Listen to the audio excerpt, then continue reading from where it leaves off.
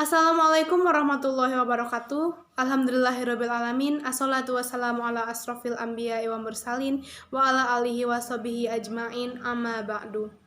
Teman-teman sekalian yang insya Allah dicintai oleh Allah Subhanahu wa Ta'ala, bagaimana kabar kalian semua hari ini? Semoga kita semua selalu senantiasa dalam lindungannya. Amin ya rabbal alamin. Amin Allahumma amin. Di tengah pandemi seperti ini, mungkin banyak teman-teman yang merasa bosan karena hanya bisa duduk diam di rumah saja tanpa berkegiatan seperti biasanya. Tapi janganlah hal ini kita jadikan sebagai alasan untuk kita mengeluh kepada Allah Subhanahu wa Ta'ala. Sebaliknya, alangkah indahnya bila kita dapat memaknai pandemi ini sebagai cara Allah Subhanahu wa Ta'ala dalam menegur kita.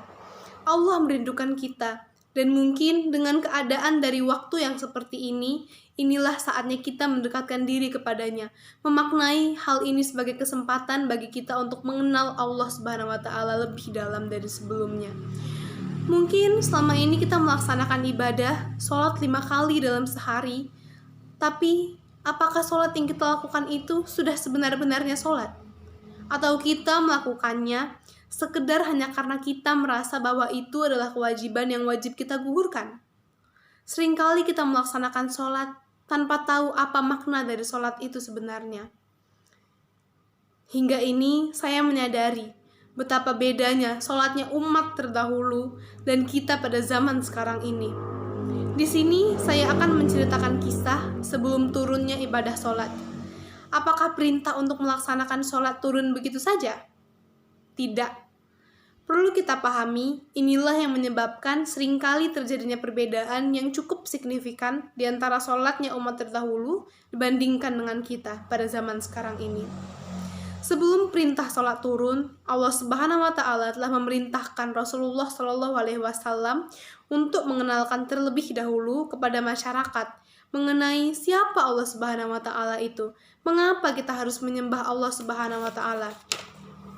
Mengapa kita harus melaksanakan sholat? Apa makna dari sholat itu sebenarnya? Bahkan perintah sholat baru turun hampir 12 tahun setelah Rasulullah memperkenalkan kepada masyarakat mengenai keesaan Allah.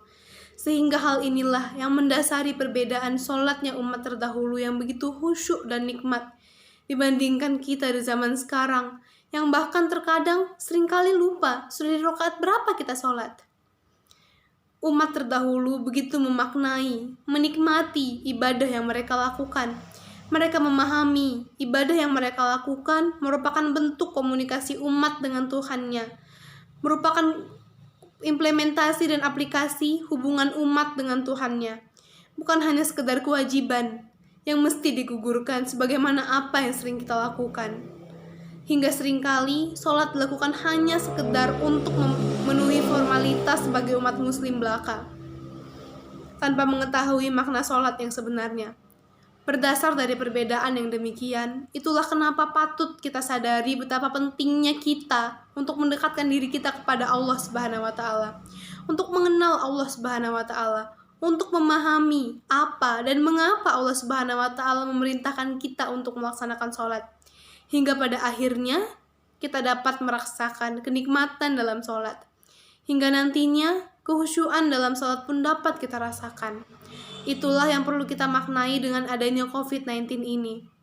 COVID-19 ini bukan sesuatu yang mesti kita keluhkan kepada Allah Subhanahu wa Ta'ala. Sebaliknya, mungkin ini merupakan kesempatan yang Allah berikan kepada kita untuk mendekatkan diri kepadanya. Dan janganlah lupa untuk senantiasa menjaga diri kita. Dan janganlah sampai kita lalai pada diri kita. Karena sejatinya manusia adalah makhluk sempurna. Allah menciptakan manusia dengan akal. Sehingga sudah menjadi kewajiban bagi manusia untuk selalu menjaga tampilan kemanusiaannya. Janganlah sampai kita merubah apa yang telah Allah Subhanahu wa Ta'ala berikan kepada kita.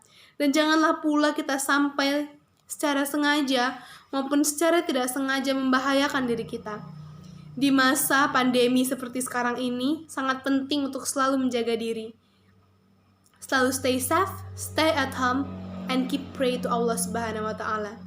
Mungkin sekian yang dapat saya sampaikan. Saya berharap semoga yang telah saya sampaikan ini bisa bermanfaat bagi teman-teman sekalian. Wabillahi taufiq wal hidayah. Wassalamualaikum warahmatullahi wabarakatuh.